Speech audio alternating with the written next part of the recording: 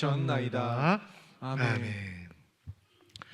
신앙인으로서 이 세상을 살아가면서 또 믿음 생활하면서 하나님 말씀을 사랑하고 그 말씀 읽고 묵상하고 말씀을 듣고 그 말씀에 순종하는 것은 신앙인으로서의 의무이요 책임이면서 동시에 특권이요 기쁨입니다. 그런데 신앙인의 삶에서, 우리의 삶에서 때로 하나님 말씀을 받아들이기가 힘들 때가 있어요. 언제 그럴까요? 말씀을 들었는데 그 말씀이 내 생각과 내 기준과 내 판단에 맞지 않을 때입니다. 내 경험과 내 기준에 맞지 않을 때 그 말씀을 받아들이고 순종하는 것은 어려운 일이에요. 요나의 경우가 딱 그러했습니다. 요나의 직업은 선지자입니다. 선지자란 하나님께 말씀을 받아서 그 백성들에게, 세상에게 전하는 것이 선지자의 사명이죠. 그것은 선지자의 책임이며 동시에 특권이요 기쁨입니다. 그러나 이번에 선지자에게 임한 하나님의 말씀은 받아들이기가 힘들었습니다. 왜요? 요나의 생각과 경험과 기준에 맞지 않았기 때문이에요.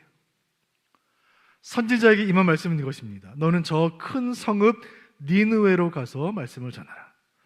요나의 시대가 BC 760년인데 기원전 760년경에 가장 큰 성읍은 니느웨였습니다. 당시 고대 근동의 패권을 쥐고 있던 나라는 아수르였고 아수르의 전성기를 이끌었던 군주 산헤립이 수도로 삼은 도시가, 아수르의 수도가 니느웨였습니다.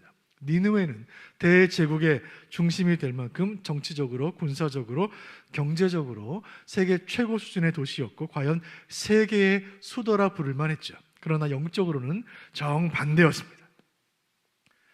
일찍이 철기 문명을 받아들인 이 아수르는 정복자 산헤립을 앞세워 세계를 칼로 지배했습니다. 이 잔인하고 악독한 나라 아수르에 의해 북이스라엘이 멸망당했으니 아수르와 이스라엘은 서로 원수관계였다고 말할 수가 있겠죠. 그런데 하나님께서 요나에게 주신 말씀은 이것이에요. 그 성읍 니느웨로 가서, 아수르의 수도 니느웨로 가서 구원의 복음을 전하라. 그 말씀을 들었을 때 요나는 생각했습니다. 그것은 맞지 않다. 선지자로서 내가 살아온 경험, 내가 가진 지식, 나의 판단으로 볼 때 저 하나님 말씀은 맞지 않다. 저 악한 나라 아수르, 그 중심 도시 니느웨, 아수르의 수도 니느웨는 산헤립의 도시요 악의 심장이 아닌가? 이스라엘의 원수요 하나님의 원수가 아닌가? 그렇다면 저 니느웨라는 성읍은 심판을 받아 멸망해야 하는 것 아닌가? 그것이 요나의 자기 기준이었습니다.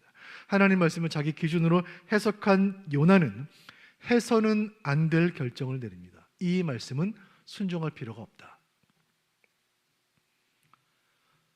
결론을 내린 이 선지자는 욥바라는 항구로 가서 배를 탑니다. 여러분, 그 요나가 욥바라는 항구에 가서 배를 탔다는 것 자체가 불순종의 상징이에요.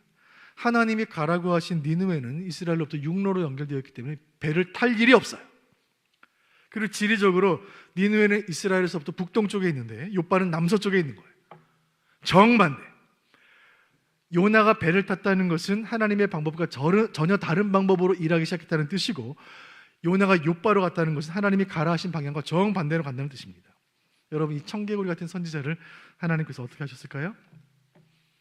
만일 하나님이 아무 일도 하지 않으셨다면 요나서는 세 절로 끝났을 거예요.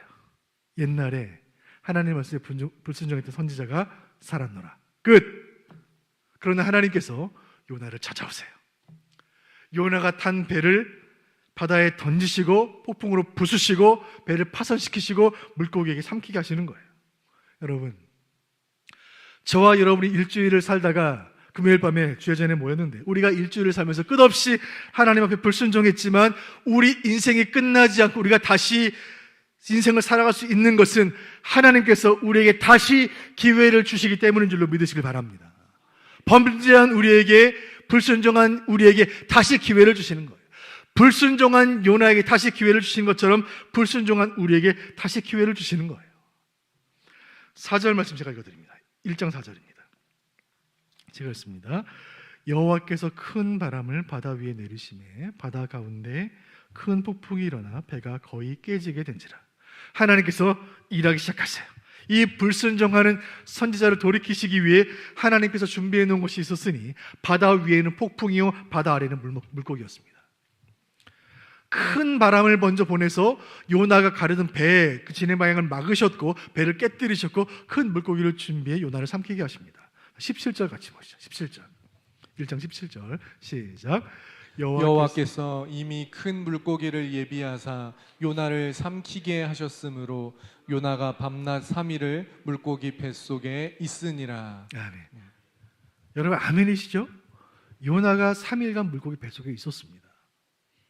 사람이 물고기 뱃속에 있을 수 있습니까? 없습니까? 2021년 6월에 미국 매사추세츠 주에 있는 케이프 코드라는 바닷가에 한 미국인 잠수부가 바다로 뛰어들어갔어요. 근데 바닷속에서 들어갔다가 갑자기 천지가 깜깜해지는 경험을 했다고 하죠. 알고 보니까 그 순간 고래가 잠수를 삼킨 거예요. 그리고 30초에서 40초 후에 토해냈다는 것입니다. 잠수부는 고래 뱃속으로 들어가는 중에 무언가 짓눌리는, 무언가 큰 무엇이 무거운 곳에 짓눌리는 그런 고통을 했지만 한 40초 만에 살아서 나왔어요.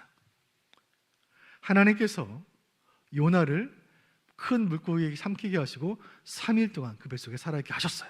하나님이 하셨으니까 그렇게 된 거예요. 하나님이 보내신 큰 폭풍은 거대한 파도를 일으켜 요나가 탄 배를 부쉈고, 이어서 하나님이 보내신 큰 물고기가 바다에 빠진 요나를 삼켰습니다. 요나는 죽지 않고 그 뱃속에 3일간 있었습니다. 순식간에 일어나는 일이에요. 그리고 그 뱃속에서 기상천외한 역사가 일어나기 시작합니다. 그 물고기 뱃속에서 3일간 요나는 살아남았고 그곳에서 하나님을 만나요. 요나는 아무리 발버둥 쳐도 벗어날 수 없는 곳에 떨어지게 되었습니다. 그 청개구리 같던 요나 선지자, 하나님이 하라는 방법과 정반대로 사역하고 하나님이 가라고 하신 곳과 정반대로 가던 그 선지자가, 말씀과 정반대로 불순종하던 선지자가 깊은 바다 물고기 뱃속, 어디로도 도망칠 수 없는 인생의 막다른 곳에서, 그곳에서 그렇게 피하고 싶었던 하나님을 만난 거예요. 땅 위에서 하나님 말씀을 자기 기준으로 판단했고 그 말씀을 자기 생각으로 해석해서 정반대로 불순종하던 요나가 바닷속에서 여호와와 직면했습니다. 하나님으로부터 최대한 멀리 도망치려고 했던 요나가 여호와를 코앞에서 대면하게 된 것입니다. 요나가 무엇을 했을까요? 자, 2장 1절 보겠습니다. 2장 1절 같이 보시죠. 시작. 요나가 물고기 뱃속에서 그의 하나님 여호와께 기도하여. 그 물고기 뱃속에서 요나가 할 수 있는 것은 딱 한 가지였는데 그것은 기도였어요. 이 기도가 사흘낮 사흘 밤 동안 계속 이어져요. 여러분, 기도밖에 할 수 없는 이 상황이 하나님의 은혜인 줄로 믿으시길 바랍니다. 여러분 아멘입니까? 기도밖에 할 수 없는 상황이 하나님의 은혜예요. 우리는 하나님 앞에 간절히 엎드려 기도하기에는 너무 바쁜 거예요. 너무 시간이 많고 너무 건강한 거예요. 너무 자유로운 거예요. 너무 아는 게 많아요. 너무 가진 게 많고 너무 할 일이 많은 거예요. 그래서 간절한 기도를 잃어버린 거예요. 여러분 1시간, 2시간, 3시간 기도해 보신 적이 언제예요? 하나님 앞에서 정말 절박하게 기도하는 사람, 진실로 하나님 앞에 엎드려서 기도하는 성도 만나기가 너무나 어려운 거예요.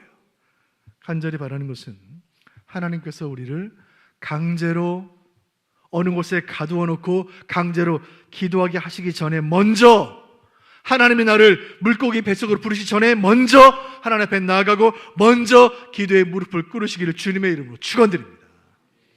고난을 통해 주 앞에 엎드리기보다 먼저 주 앞에 엎드림으로 고난을 이겨내는 북북의 모든 성도들 되시기를 주님의 이름으로 축원드립니다. 그렇게 물고기 뱃속에서 사흘 밤낮을 하나님께 올려드린 기도가 오늘 본문 요나서 2장입니다. 불순종의 대명사 요나가 순종의 요나로 바뀌고, 패역하고 완악한 요나의 마음이 기경되어 기도하는 심령으로 바뀌고, 자신의 생각으로 하나님 말씀 판단하던 그 요나의 교만이 여호와의 주권과 통치 앞에 겸손히 엎드리게 되었던 그 놀라운 기도, 이 기도를 통해 기도에 관련된 3가지 교훈을 함께 차례로 나눠보기를 원합니다. 첫 번째, 요나의 기도를 통해 배우는 기도의 교훈. 첫 번째는 요나는 하나님을 인정하며 기도했습니다. 같이 읽어보시죠. 시작. 하나님을 인정하며 기도했습니다. 본문 2절 말씀 보겠습니다. 2장 2절입니다. 시작. 이르되 내가 받는 고난으로 말미암아 여호와께 불러아뢰었더니 주께서 내게 대답하셨고 내가 스올의 뱃속에서 부르짖었더니 주께서 내 음성을 들으셨나이다. 아멘. 요나가 이렇게 기도의 포문을 열고 있는데, 요나는 지금 나에게 이 고난이 닥친 것을 하나님께서 나를 불러주신 것으로 인정하며 이 고난을 통해 하나님 앞에 엎드리게 된 것을 감사하며 기도의 포문을 열고 있습니다. 나를 기도의 자리에, 기도밖에 할 수 있는 것이 아무것도 없는 자리에 불러주신 것을 감사하며 기도의 포문을 열고 있어요. 여러분, 이것이 우리의 기도의 시작이 되어야 할 줄로 믿습니다. 내가 이 고난 때문에 기도하게 되었구나. 고난을 통해 얻은 값진 깨달음이었어요. 만약에 내 인생에 풍랑이 없었다면, 만약에 내가 탄 배가 파산하지 않았다면, 만약에 내가 바다에 던져지지 않았다면, 만약에 내가 물고기 뱃속에 삼켜지지 않았다면 나는 어떻게 되었을까? 그 고난이 없었다면 나는 기도하지 않았을 것이고, 고난이 없었다면 은혜를 구하지 않았을 텐데, 내가 고난을 통해 기도하게 되었구나. 너무나 감사하다. 성경에서 하나님이 주신 말씀을 이렇게 대놓고 정반대로 불순종한 사람을 찾아보기 힘들어요. 느느웨 성, 원수나라 아수르의 심장인 저 땅에 복음을 전하는 것은 아무리 생각해도 요나의 생각이 맞지 않는 거예요. 자기 기준으로 하나님의 구원 역사를 평가하고 자기 판단으로 하나님을 통제하려고 했던 그 요나의 마음, 그 교만을 하나님 보셨고 그 마음을 꺾으시고 깨뜨리시고 다시 빚으시기 위해 이 고난을 허락하신 거예요. 그리고 그 깨달음이 임했을 때 요나는 하나님 앞에 엎드릴 수밖에 없었습니다. 그의 기도가 이렇게 이어져 갑니다. 2절 하반절 제가 읽어드립니다. 내가 스올의 뱃속에서 부르짖었더니 주께서 내 음성을 들으셨나이다. 스올이라는 것은 히브리인들이 생각하는 음부, 어두운 땅, 지하 세계를 말해요. 히브리인들의 사고 속에서 스올은 죽은 자들이 내려가 영원한 잠을 자는 땅 아래의 공간, 죽음의 세계를 뜻했습니다. 사후 세계예요. 죽었다는 말이에요. 내가 지금 스올의 뱃속에서 부르짖나이다. 이 요나의 고백은 요나가 지금 죽은 자들이 거하는 저 깊은 지하 세계 음부에 내려와 있다는 표현이에요. 요나는 고백합니다. 주님, 저는 죽었습니다. 저는 죽은 것과 다름이 없습니다. 하나님, 이 깊은 지옥 같은 죽음의 공간에서 저는 주님께 부르짖습니다. 이 음성을 틀어주시길 원합니다. 나는 이 죽음의 공간 스올에서 나는 죽고 다시 살기를 원합니다. 불순종의 나는 죽고 순종의 모습으로 다시 태어나기를 원합니다. 하나님 말씀을 판단하려고 했던 나의 교만은 죽고 말씀 앞에 엎드려 기도하는 겸손한 인생으로 다시 태어나기를 원합니다. 주여 내 음성을 들어 주옵소서. 주여 은혜를 주옵소서. 그 기도가 계속 이어져 갑니다. 3절 말씀이에요. 3절을 같이 보겠습니다. 시작. 주께서 나를 깊음 속 바다 가운데에 던지셨으므로 큰 물이 나를 둘렀고 주의 파도와 큰 물결이 다 내 위에 넘쳤나이다. 아멘. 그 깊은 곳에 스올에서 외쳐 부르는 그의 간절한 기도가 이어져 갑니다. 하나님께서 나를 이 바다에 던지셨습니다. 내가 이 바다, 이 물고기 뱃속에 들어와 있는 것은 사고가 아닙니다. 우연이 아닙니다. 실수가 아닙니다. 하나님의 계획 가운데 하나님이 하신 일인 줄을 내가 깨닫습니다. 그곳에서 주님의 음성을 듣습니다. 영국의 위대한 기독교 사상가 C.S. 루이스는 이런 말을 했습니다. 고난이란 귀먹은 세상을 깨우는 하나님의 메가폰이다. 하나님의 확성기다. 하나님이 세상에 고난을 주시는 것은 세상에 너무나 분주하여 하나님의 음성을 듣지 못하는 저들의 귀를 열기 위함이시다.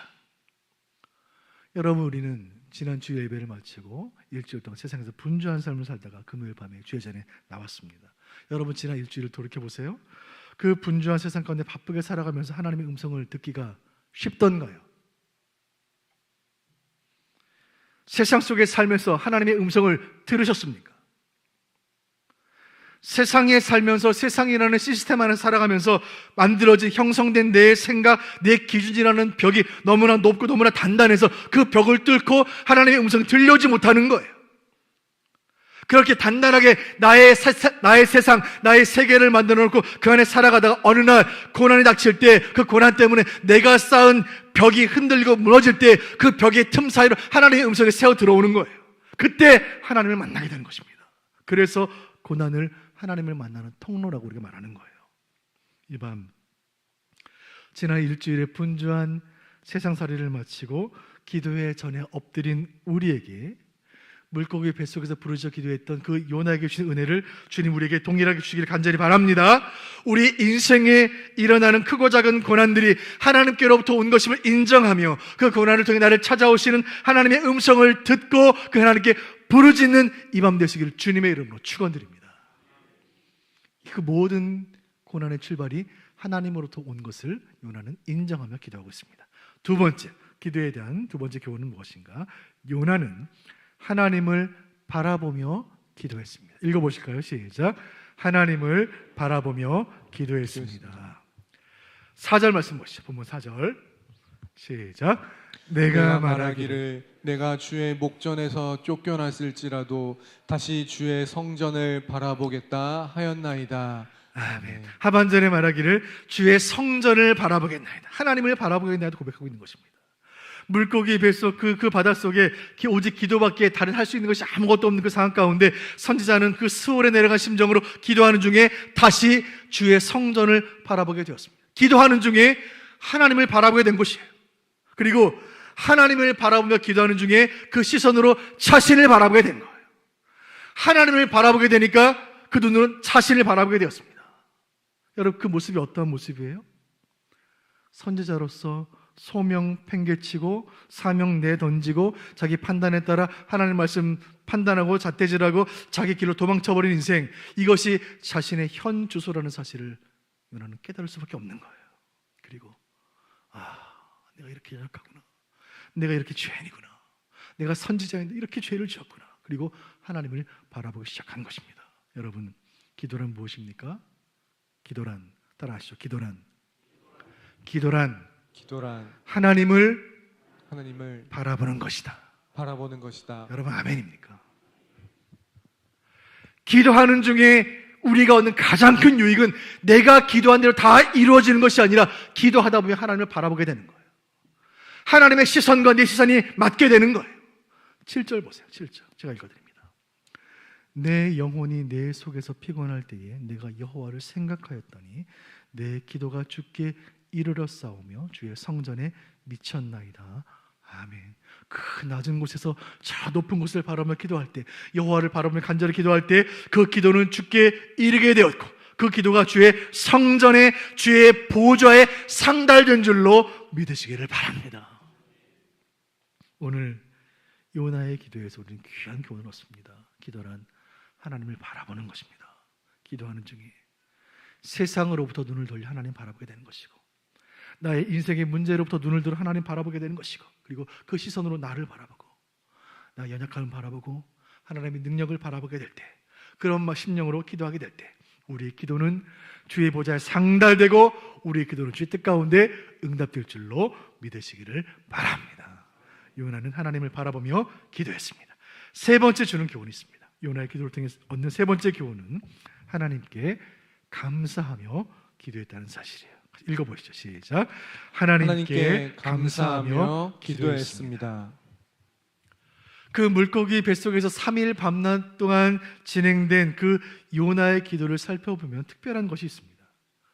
우선 바다에 빠졌으니, 물고기 뱃속에 들어갔으니 생사를 넘나드는 인생의 위기가 아니겠습니까? 여러분, 뭐라고 먼저 기도하시겠어요? 하나님, 저를 이 뱃속에서 건져주세요. 물고기에서로부터 건져내주세요. 바다에서 건져내주세요. 기도하지 않겠습니까? 그런데 요나는 나를 살려달라고 기도하지 않았어요. 그는 정말 죽은 것처럼 기도했어요.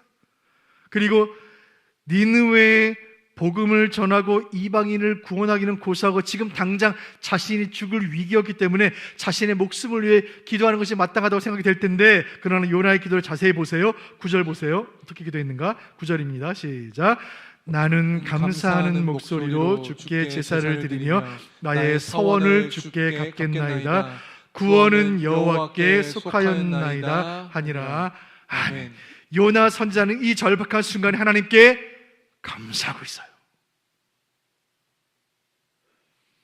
그 물고기 뱃속에서 하나님을 만나는 깊은 영적인 체험을 통해 영적인 새 차원으로 이동할 수 있었고, 하나님을 바라보게 되었고, 그 기도가 하나님의 보좌에 상달되는 것을 체험했으니 그의 마음 가운데 감사가 뿜어져 나온 거예요. 여러분, 기도의 본질은 감사에 있습니다. 감사에 있어요. 막혀진 기도의 담을 여는 열쇠는 감사예요. 우리 하나님 앞에서 은혜의 보좌에 나아갈 때 기도의 포문을 여는 열쇠는 감사예요. 여러분, 감사할 제목이 있어서 감사하는 것이 아니라 감사할 때 감사할 제목을 주실 줄로 믿습니다. 저는 주보를 매일 만들면서 주보를 보면서 주보에 우리 성도님들이 감사의 헌금 봉투에 적어서 기록한 감사 제목들을 늘 같이 보면서 같이 기도합니다. 좋은 일 있을 때, 기쁜 일 있을 때, 크고 작은 일들에 감사하는 성도님들의 믿음 참 너무나 귀한 믿음에 생각을 해요. 근데 여러분, 더 큰 믿음은 감사할 일이 없을 때, 고난 중에 있을 때, 내 고난이 끝나지 않을 때, 기도 응답이 안 될 때, 내 뜻대로 일이 안 될 때, 내가 세운 계획대로 내 아이들의 인생이 흘러가지 않을 때, 서러워서 눈물 날 때, 그때도 감사하는 성도들의 그 기도 제목을 볼 때 눈물이 나는 거예요. 그 감사를 우리 주님 귀하게 받으실 줄로 믿습니다. 요나의 기도, 그가 남긴 마지막 위대한 한마디가 있습니다. 9절 하반절에 요나는 이렇게 기도했습니다. 구원은 여호와께 속하였나이다. 구원은 여호와께 속하였나이다. 이 물고기 뱃속에서 내가 살든지 죽든지 하나님께 달렸습니다.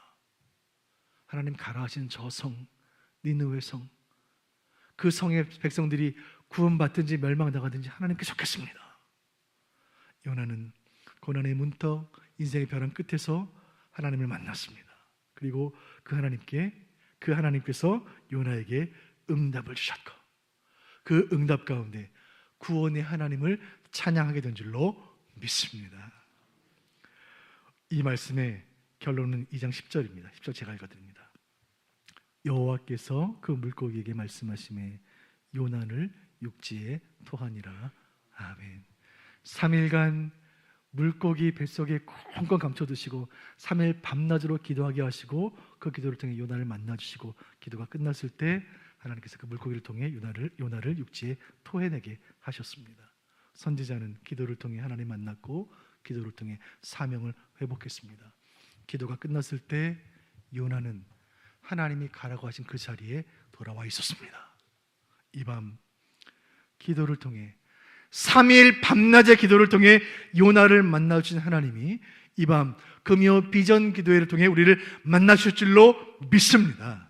인생의 주권자가 되신 하나님께서 불순종한 우리에게 다시 기회를 주시는 줄로 믿으시길 바랍니다. 한 손에는 태풍을 드신 그 하나님이 다른 한 손에는 은총을 들고 우리를 살리시는 줄로 믿습니다. 다시 기도의 자리에서 요나를 만나신 그 좋으신 하나님이 지금 이 밤에 우리 함께 계시니 그 하나님 앞에 기도의 무릎으로 나아가 기도로 은혜 받고 기도로 능력 받고 기도로 응답받는 이 밤 되시기를